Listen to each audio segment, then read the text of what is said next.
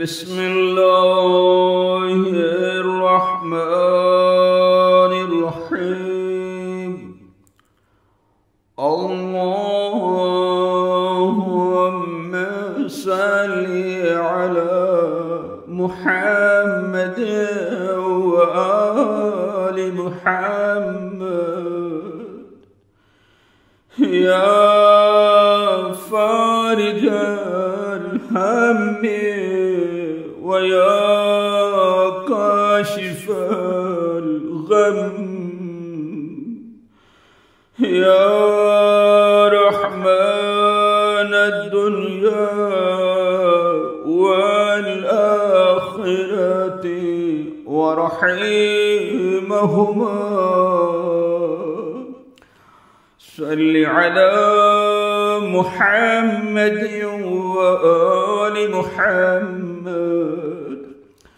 وافرج همي واكشف غمي يا واحد يا أحد يا صمد يا من لم يلد ولم يولد ولم يكن له كفوا أحد. عصمني وطهرني واذهب ببليتي.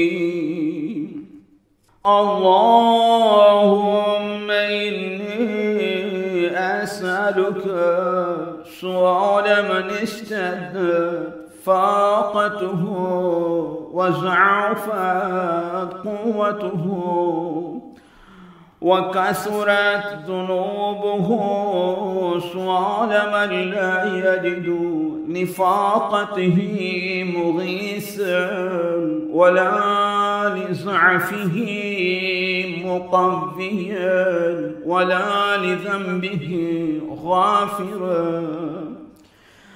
غيرك يا ذا الجلال والإكرام. أسألك عملا تحب به من عمل به ويقينا تنفع به من استيقن به حق اليقين ونفاذ أمرك. اللهم صل على محمد وآل محمد واقبض على الصدق نفسي واقطع من الدنيا حاجتي واجعل فيما عندك رغبتي شوقا إلى لقائك وهبني صدق التوكل عليك. أسألك من خير كتاب قد خلا وأعوذ بك من شر كتاب قد خلا. أسألك خوف العابدين لك وعبادة الخاشعين لك ويقين المتوكلين عليك وتوكل المؤمنين عليك. اللهم اجعل رغبتي في مسألتي مثل رغبتي أوليائك في مسائلهم ورهبتي مثل رهبة أوليائك.